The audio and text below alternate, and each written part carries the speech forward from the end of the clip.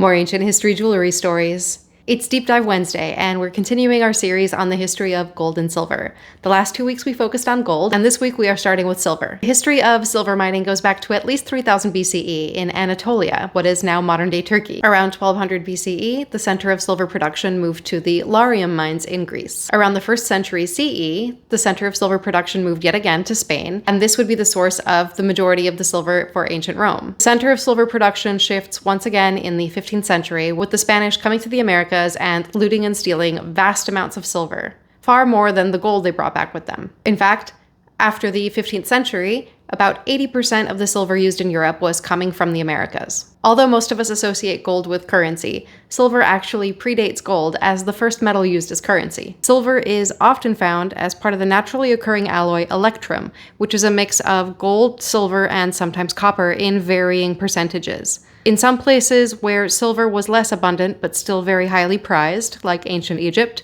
they figured out how to separate the silver from gold in the electrum using various mineral salts. I've discussed how gold is a non-reactive metal and will not corrode. Silver, unfortunately, is reactive, and when exposed to certain elements and levels of humidity, it will corrode over time. Because of this, there are far less examples of silver from antiquity as there are gold artifacts.